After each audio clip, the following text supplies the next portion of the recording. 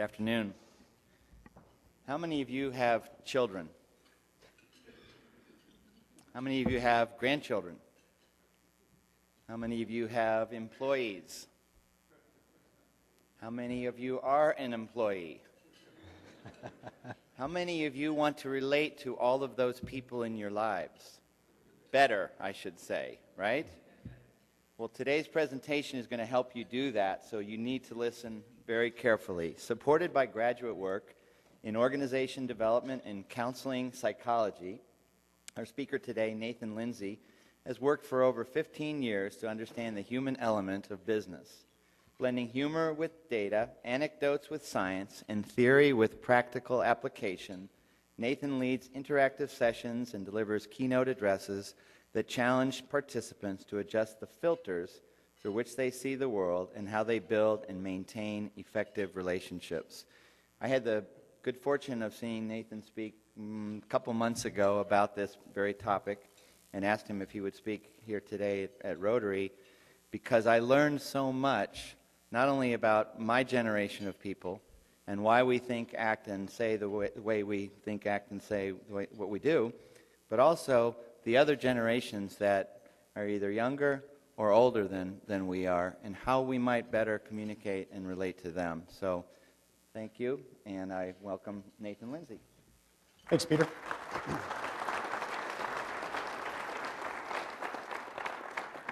Of the introductions that I've had done, I think that's my favorite so far, so thank you very much, Peter.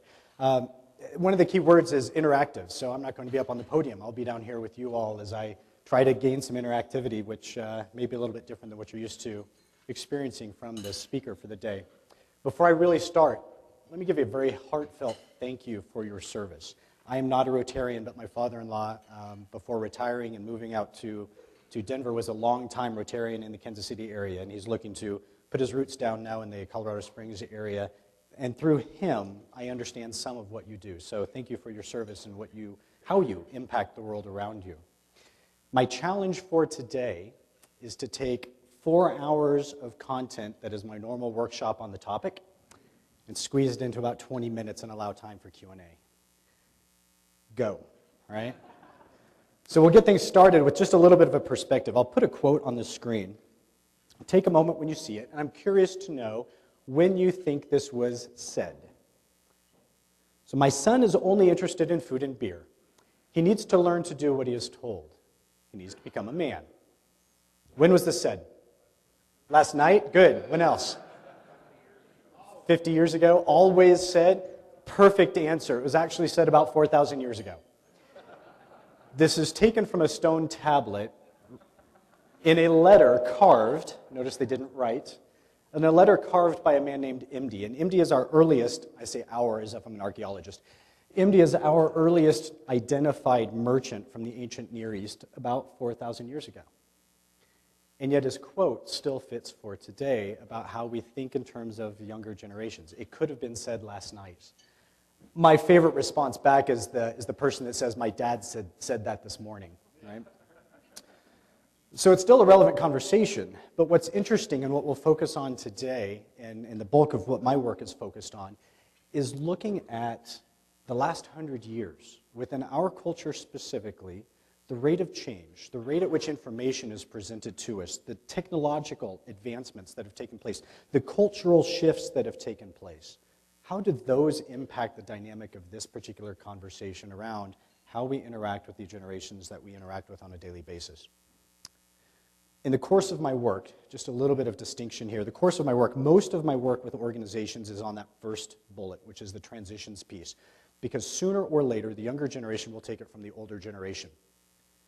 Usually what happens is the younger generation tries to take it by force far earlier than they're ready to, and the older generation hangs on to it far longer than they should. My work is helping bridge that gap to figure out how do we make that transition occur in a way that preserves the integrity and the quality of the culture of the organization. What we are looking at today is that second bullet point, which is primarily around the totems. What are those historical and societal influences that shaped how each generation looks at leadership, communication, work-life balance, the important stuff in life, if you will, and how we integrate that into our work. So that'll be the bulk of our conversation here today. Just know that when I look at that 4-hour piece and I have to shrink it down, that top part is the part that comes out. So to get started then with an analogy, think of a place you'd like to visit, but if push come to shove, no chance in the world you'd want to live there. The first person that has the one that comes to mind, tell me, what's the, yes, Russia. Primary factor for why you would not want to live there. Putin, okay. Tell me more. What about Putin specifically?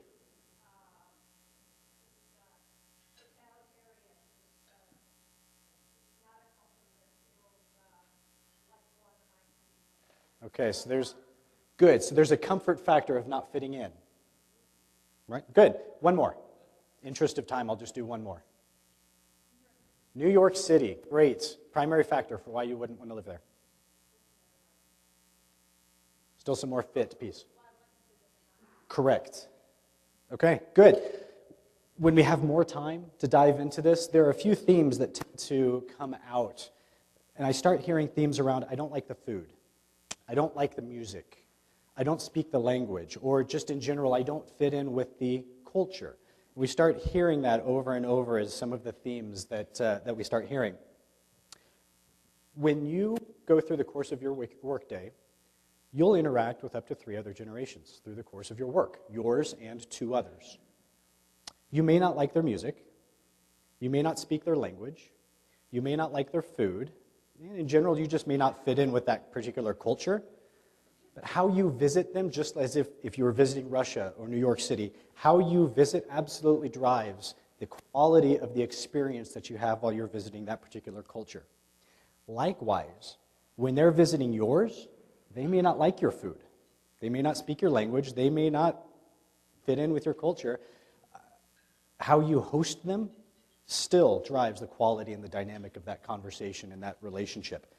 So my focus today when I talk about those totems, let's spend some time figuring out what makes the other generations and yours tick. So when you are visiting and you're hosting, you can do so from a different frame of perspective and a different mindset that helps you be more effective.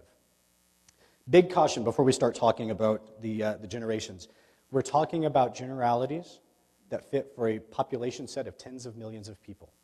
When we start to apply this to an individual situation in our work life or in our social life, it tends to break down some. Because the complexity of human behavior is far more defined and impacted by just one data point, which is what generation do you belong to. There's so much more that goes into who you are than just that one point. But having this conversation gives you that one more data point to consider as you're looking again at the complexities of human behavior and interaction. So the first generation that we'll look at, the builders. We also hear them referred to as the traditionalists and the great generation. They make up about 5% of the workforce. The vast majority of them are retired, but they still hold positions of influence within many of the organizations that they built. Total population said about 58 million of them. They were born in a couple different phases. The phase that's still mostly with us today is the phase that was born in 1925 to 42. Those cusp years that you'll see, 1940 to 45 in this case, they have multiple voices in their heads. They identify with their generation, but they also identify with the generation that follows them. And so they get a little bit of a mix of both. What I'm interested in are these totem years. For this generation, 1930 to 1945 were their totem years, where society and history kind of converged on this generation and shaped how they perceive leadership and communication and work-life balance and the like. When I think about a computer and a telephone for this generation from their totem years, this is what comes to mind, at least for me, thinking back to or looking back to that time frame. These pictures will change and give a hint to what technology looks like as we advance. So my first question for you, what's an adjective you would use to describe someone from this generation? Yes, loyal, good. Ditto, good. Traditional, excellent. What else? Conservative, good. These are the most common answers that I get. Cheap and frugal, dependable, proud, conservative, slow, and change averse. Very similar to what I heard from you all. Now the cheap and frugal didn't come out, but as we start looking at the totems, now we can start understanding, and I don't remember which one the laser button is, so I'll just point. Now we can start understanding, when we look at the totems, and how they shape this generation. Why are these adjectives so prevalent in the conversation around this generation? Cheap and frugal. What's the second totem? The Great Depression. Would that have impacted how this generation views economics, finance, how to run an organization from a fiscally conservative position to ensure the longevity and the success of that? Absolutely. And now we can understand why they might make some decisions the way they do around money. A couple television shows that I call out, if you want to think about this particular generation in something in a visual form or the media form. Father Knows Best and Leave It to Beaver are two television series that if you want to look at how this generation was raised from a social perspective, these are a couple of good examples that come out.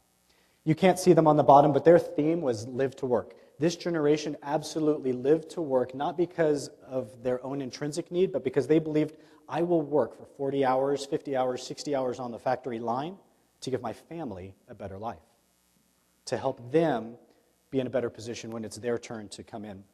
Right? So they lived to work. And their information speed, weeks and days. They had plenty of time to think about a critical decision because it could take a few days for a letter to reach someone that they needed the opinion of, a couple of days for that person to craft a response, and then several more days for that response to reach them before they had that data in hand to make a decision. So the key here is they had plenty of time to make a decision, unlike as we see the world of today. The next generation, baby boomers, make up about 45% of the workforce, 77 million of them. So you might make a note of that we'll come back to that in a few minutes. But 77 million baby boomers. Totem years, 1960 to 1975. When you think of a telephone and a computer from 1960 to 75, this is what may come to mind. The old rotary phone and a computer that took up the entire hall of Princeton University. Adjectives for boomers. What comes to mind? Entrepreneurial, great. I love it. Sex, drugs, and rock and roll. For this generation, it works not only as a totem, but an adjective, right? Absolutely. The rise of materialism and keeping up with the Joneses. What else? Self-absorbed, okay? Oh, yeah, there's right? It's usually with this generation that I hear the first person pipe up and say, awesome. I haven't heard it yet, so yes. A lot of idealism, absolutely. Here are the adjectives that frequently come out. Experienced. You all have been around the block. You have the experience. Very socially conscious. Idealism comes into play. Hippies. Sex, drug, and rock and roll, right? Here's an interesting phenomenon that is most easily pointed out with the baby boomer generation. Every generation that we're looking at, you can very clearly identify at some point in their development through choice of music, choice of language, choice of hairstyle, choice of clothing. They rebelled against the elder generation. And at some point, they identified through that process the core of who they are, what's most important to them, how do they see life, where are their values and their ideals, what's their core belief as a generation, as a population set. But then they get a little bit older, they mature, and they realize that won't pay the bills. And they start adopting forms of language, music, clothing, and hairstyle that are more in line with what the elder generation expects. So in the 1960s and 70s, we have the hippies, when the boomers are in their phase of figuring out who they are and they're rebelling. Yet in the 80s, we very clearly see that transition off of the hippies, and we have a new word for them. What do we call them in the 80s? Yuppies in the 80s, right? Which is the materialism piece that came out just a moment ago. So we see the transition from the hippies to the yuppies. We forget this. When it's our generation that's going through that phase, we forget that, when we've gone through the phase and the next generation is going through their rebellious phase, we forget that we went through that too. And there's so much similarity between the boomers and the millennials that the millennials who are in that phase right now have a term that we call them. What's the word? Hipsters. So the hippies of the 60s have kids, and now they're in that position, and they are the hipsters. They're more in alignment with the boomers and the millennials that we may get to. But just note, millennials are in that phase right now. And everything that was said about the hippies, there's a variation of it that's being said about the millennials by the people who it was said about. Notice as well change resistant then as an additional piece. Their totems from 60 to 75 in terms of what was happening socially and culturally from 1960 to 75 that would have shaped them. The prove it piece comes into play very clearly because of Watergate and other political changes that occurred, not because of what they were, but what they represented. So much of the change at a leadership level, not only within government, but also within business, broke the social contract of the time. The social contracts that were written, as we might have talked about had we had more time, the social contracts that were crafted with the builders were broken in the 60s and 70s. So this led to a wide group of people in our population set that say, in God we trust, everyone else show me the data. So prove it to me. You see that a lot with this generation. The television show that I would call out to articulate or to show what they grew up with socially was the Brady Bunch. I didn't talk a moment ago, there was a big controversy with Leave It to Beaver. It was almost canceled, almost taken off of the air. This is your Jeopardy trivia, by the way, so if you ever win some money because you know this odd trivia fact, it comes back to me, 25%. It was almost canceled because they wanted to show a toilet. Not in use, they just wanted to show a toilet. They wanted to pan by the bathroom and show a toilet on broadcast television. And the show was almost canceled. Brady Bunch had a similar event. They didn't want to show the toilet, they wanted to show mom and dad sharing the same bed when they were talking at the end of the night or in an episode of debrief end of the day. They wanted to show them in the same bed. Almost got the show canceled. Very different social setting that they were in. Their theme shifts a bit from the builder theme. They shift from I work to live, they shift from I live to work to I work to live. There is something more to life than just work. I saw what my parents went through and it's not for me. I want to have some fun. And so I will work to live. Their speed of information starts to increase then from a perspective of weeks and days now to days and minutes, days and hours, with the live broadcasts of the moon landings and live broadcast of images from Vietnam. There we go. All right, Gen X, the lost generation. This is where we'll spend the bulk of our remaining time, is talking about Gen X and millennials, not because the elder two generations don't matter, but because the bulk of the questions that I get from this workshop tend to deal with Gen X and millennials. We make up about, I am one, you'll hear that pronoun now. We make up about 40% of the workforce. Our totem year is 1980 to 1995. And notice there are far fewer of us than there were boomers, 44.6 million Xers. Our telephone and computer. The good old brick phone, the Apple IIe, Commodore 164, Tandy 2000, you name it, right? So a little flashback there for a few people. Adjectives to describe Gen X. What comes to mind? Self-involved, okay. Creative, good. Impatient, I missed that one. Okay, good. What else? Independent, absolutely. One more. Not as idealistic. No, we're not. These are the adjectives to describe us that I most frequently hear. Independent, self-reliant, competitive, impatient, wary, tech-savvy, and change-accepting. Our theme is work-life balance. We don't live to work, we don't work to live. We have work and we have life, and the two shall not mix. We keep them separate. Work is not allowed to intrude on our life, and life is not allowed to intrude on our work, is how we perceive the two. And so this is very significant for us because we have those clear distinctions between them. Our totems, the ones we'll talk about, are the two to three that are at the very top. What's a latchkey kid? No parents at home. Get off the school bus, there's a key hidden for us, or it's attached to our backpack in some way. We let ourselves in. We get our own snack. We do our own homework. We arrange playing with our friends in the neighborhood.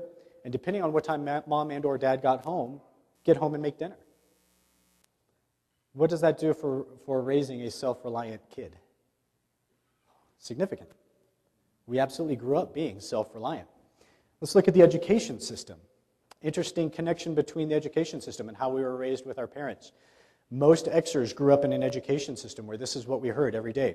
Here's your work. Do this at your desk. If I find that you're talking about the work with your neighbors, right, or you're working with those around you, I'll consider that cheating. Here's your homework. Take it home. I expect you to do your work on your own. If I find that you've been working with your friends or I suspect collaboration, I consider that cheating. So from an education system, we are raised to do our own work and not collaborate with others. Competition side, we got to play dodgeball. Can't play dodgeball too much anymore, right? But we got to play dodgeball. And when it came to organized sports, did everybody get to play? Did everybody even get to be on the team? No, we all had to go through tryouts. And just because you went through the tryout and you made the team, did that mean you got to play? No. You had to be good enough to get on the floor. Just because you were on the team didn't mean you were good enough to play. Oh, and did you automatically get a ribbon or medal for showing up? No, you had to earn it. How? By beating the other team. So very competitive in how we were able to and allowed to play organized sports. A couple television shows to call out from a cultural perspective. We grew up with The Cosby Show. So a very interesting twist here. Who had the power in the family on The Cosby Show? The mom, Claire, right? So not only did Claire have the power in the household, she was just as educated as Bill, as the attorney, with Bill, the husband, being the baby doctor. Right? But you get home, even though he's a doctor, she had the power. And so most of the episodes dealt with him trying to figure out, how do I really get along here, right, when I don't have any power or any authority in the household? And on a social level, Friends really resonated with our generation. Our speed of information, minutes. Live data constantly streaming at us. So now our speed at which we have to make decisions because we have available data to us, much, much faster than in the previous two generations. Final generation then that we'll look at, the millennials, Generation Y or Echo Boomers. They make up about 10% of the workforce, and they're age 31 and younger-ish. Total population, 77 million. What stands out with that number? Exact same size as the boomers. So not only did we go from hippies to hipsters, but we went from 77 million to 77 million. A lot of similarities between the two, and they just keep coming. If you want some prognostication, I don't make any predictions, but pay very close attention. When you have 77 million people, then 44.6 million people, and then 77 million people, somebody is getting squeezed. So from a voting bloc perspective and an economic perspective, pay close attention to those numbers. They may pop up some in shaping the world to come. Totem years for the millennials, 2000 to now. So we can think of some current events that are also shaping how they perceive the world around them. And this is their telephone and computer. So when you see that, often the word I get back is integration. And that tends to be the key word for millennials, is the idea of integration. Adjectives to describe millennials. 24/7, always on, right? And when we say always on, what's always on? Everything, right? All right, so here's a little insight into millennials and how they're wired at a neurological level. For the first time ever, brain scans are showing that we as a species have shifted in how our brains operates. We know that our brains have shifted some, but now we can actually see it live, if you will, happening now. When you see a millennial plugged in, reading data off their computer screen, listening to a music feed from Pandora, paying attention to their Twitter feed, and they've got multiple pieces of information coming at them simultaneously, millennials are actually hardwired to absorb and retain and store information hitting them from simultaneous streams altogether. The kicker to that is when you then say, okay, so multitask. I want you to do something important with diligence and high quality of work while all of this is hitting you. They can't do it any better than the rest of us, which means they can't. But the misnomer is because they have all this information coming at them, they can multitask. And multitasking is different than taking in the information and storing it. They can store it. So when you're in a presentation and you see a millennial that's working like this with their thumbs and they're texting or they're paying attention to something, they can still hear you and they can still process your information. They're still paying attention and connected in, but they're hardwired now to be able to process all of that simultaneously. So it's not a sign of rudeness, which often comes out as a entitled and impatient and low commitment. It's not a sign of rudeness, it's just they simply can. And we can't. And it's hard for us to understand that they can and we can't when it comes to that. Other adjectives, collaborative, impatient, low commitment, quick learners, tech DNA. They seek change and they are transient. We'll talk about those in a little bit. Pay attention to the same things that we did for the Xers, because there are some important distinctions. What's a helicopter parent? Always flying around. I heard something else over here. Rescues the kid, absolutely. There to hover, don't let Johnny fall, right? It's not uncommon for parents now to call somebody up, and here's the conversation. John, hi, this is Mr. Smith. You're Johnny's boss, right? Look, Johnny had his annual review last week. We need to talk about his numbers because I don't think that you rated him fairly. You say no. Those are anecdotal stories. I was working with a client running about 250 people through the 1-hour version of this, and I had a young lady sitting at a table right here. Started to slide under the table. I, of course, as a very sensitive facilitator, ma'am, why are you sliding under the table, right? I have to call her out. Come to find out, her mom did that to her the year before. Later on that day, another group of people, I had an older woman do the exact same, slide under the table with a red face. And so ma'am, why are you sliding under the table? I did that to my daughter last month. So I have testimony saying that, yes, that happens. We also have plenty of anecdotal stories to say, hi, this is Sue. You interviewed little Susie yesterday. I just want to find out when she can start. Calling the hiring manager after an interview.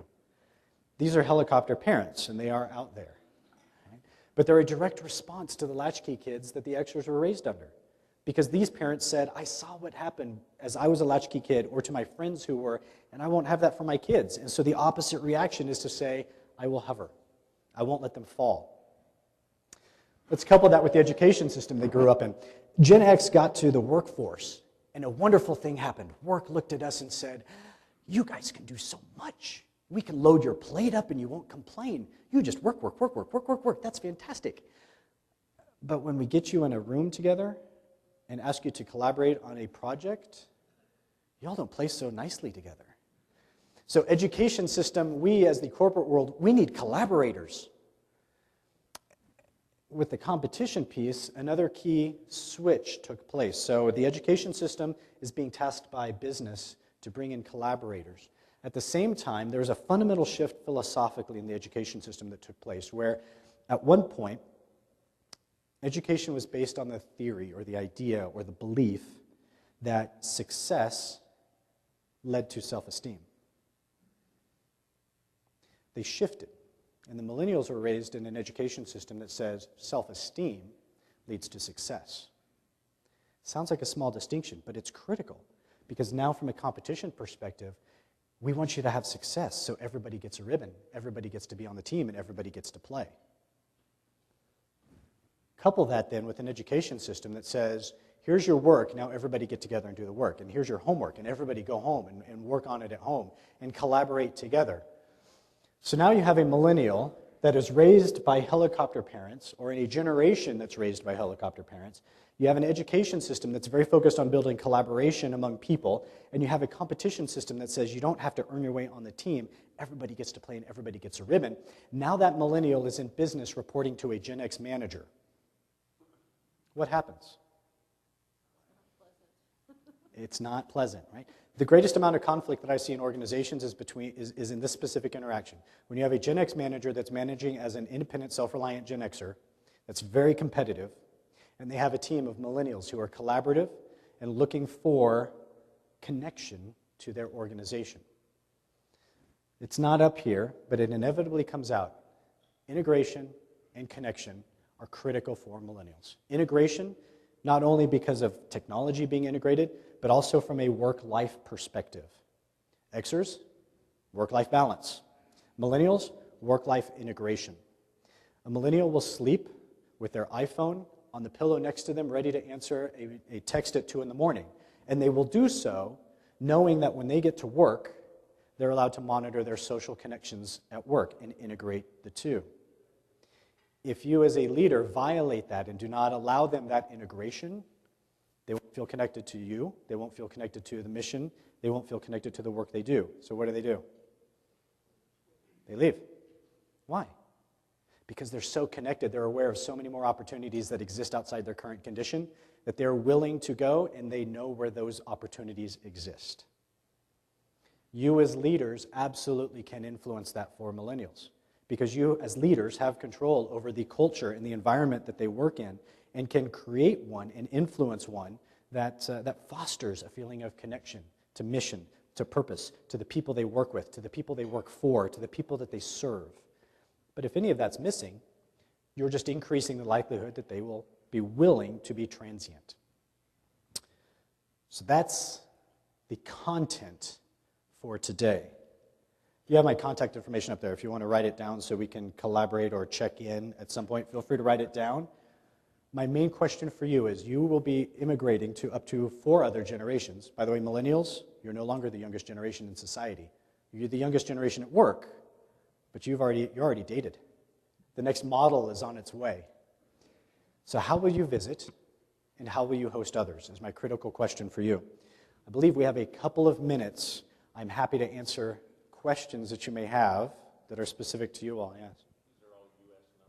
These are all U.S. numbers. So one thing to note very quickly, if you Google the age range for generations, you'll find up to 20 different methodologies for using birth year to identify generations. That's too many.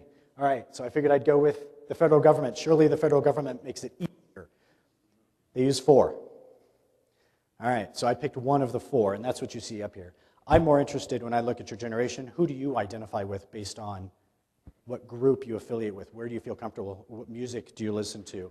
Another point to call out, the closer your family is to their immigration date to the U.S., the more likely you are to identify with your parents' or grandparents' culture and where they came from than you are with the generation in which you were born. So keep that. It's another data point there to be aware of. Yes? So Nathan, thank you for a great presentation. I have 2 teenagers, 16 and 13. Should I be worried? Worried about? Them. Worried about them. No. They're going through life just like we did. Their life is different. Their world is different. But your parents would have had just the same concerns and fears in terms of, what will my kid be like when they grow up? What's the world going to be like when they grow up? What are the opportunities that are there for them when they grow up? Those are very similar fears and concerns, and it's cyclical. So should you be worried? No. Shouldn't be worried, but that doesn't mean that you're absolved of responsibility as a parent or as a leader, right? What's the the kids that are in elementary and high school now, what's the educational system emphasizing now? That's a great question. So here's the big piece that's coming back from business now that's driving that conversation. These are great collaborators. I get them in the same room and I can't get them to shut up because they collaborate so well. This is fantastic. And they're always wired and engaged. But they can't think critically. They can't come to me and say, I've looked through this and I've run my search and say, I understand who wrote this article, why they wrote it, what perspective they wrote it from, and why we should consider this or not, or what's important about this data point. Because for everything for them, it's just a simple search. If it's in the first 2 or 3 Google listings, it must be true. Right? So the ability to think critically is something that higher education is addressing now, because that's what businesses push back to say, we're missing that element. Yes? Yeah, do you care to speculate what our grandchildren's generation will be like in terms of totems, in terms of how you'll compare them to millennials? Right, that's well, a great they are question. Millennials, but yeah, so a little prognostication there, right? The totems we won't know. I'll put it about 2020 is when whatever starts happening socially and culturally and historically at about 2020 to 2035 or so, that's really what's going to define that youngest generation. They're only in about 2nd or 3rd grade. So they're still so young. But there's some things to pay attention to. The helicopter parents are parenting them as well, but we also see another rebuttal back to the helicopter parents, who's sort of free-range parenting. One more question in the back here. If you haven't heard of free-range parenting, look it up. That's the direct rebuttal to being a helicopter parent, and it goes almost as far back as having latchkey kids. What are the trends with Gen Xers and millennials as far as philanthropy and non-for-profit and community involvement? Fantastic question, and very relevant, obviously, to this group. About 15 years ago, from what I understand, is when Rotary, as an organization, started to see a decrease in new blood coming in. Those are the Gen X years. We're very self-reliant. As a generation, we don't think outside of our own situation very well. We're very independent. Millennials are coming on, though, and they're not. They're looking for integration. They're looking for connection to mission, connection to purpose, making a difference in the world around. The kicker with the millennials is they don't know where to go, and they're looking for a way that they can connect into. So the good news for organizations like Rotary, I suspect, is you have a generation of 77 million people that are coming up saying, we're looking for a way to make a difference, we just don't know how, and we're looking for a way to plug in. Your challenge is to figure out, how do we plug them in? How do we integrate them in a way that makes sense for where they're at in their lives? One final data point to consider, and I mentioned this to Jim a second ago. The average age for a millennial to become financially independent from their parents is what? 28. If you are marketing to 24, 25, 26-year-olds, chances are they do not have the financial capital to be able to commit to a service organization because they're working to pay off their debt and they're still living under mom and dad's economic influences. I would suggest that you look at the elder 20 to younger 30 range for the millennials that are more likely to be financially independent and therefore more likely to be focused on how can I turn that around then and do some good in the world, because I'm at that point where I can. So you have my contact info. I'm more than happy to discuss this. Obviously, we've got a lot that we didn't touch on. More than happy to discuss or answer any questions you may have. You can drop me an email or drop me a call, and I'm happy to spend however long you like chatting around it, and afterwards if there's anything top of mind for you. So thanks for your time. I appreciate you. Thank you, Nathan. We've got a couple of gifts for you, if you'd like to come up. Sure. Wonderful presentation. We have for you a baseball from our annual Branch Rickey Award dinner, which is to commemorate a person in Major League Baseball who shows not just wonderful performance on the field, but community service as well. In addition, in your honor, we're making a donation. Our foundation is making a donation to End Polio Now, which is an effort, of course, to end polio worldwide. And this donation, along with a matching gift from the Bill and Melinda Gates Foundation, will inoculate 150 children against polio. So, thank you very much. Appreciate it. Good. All right.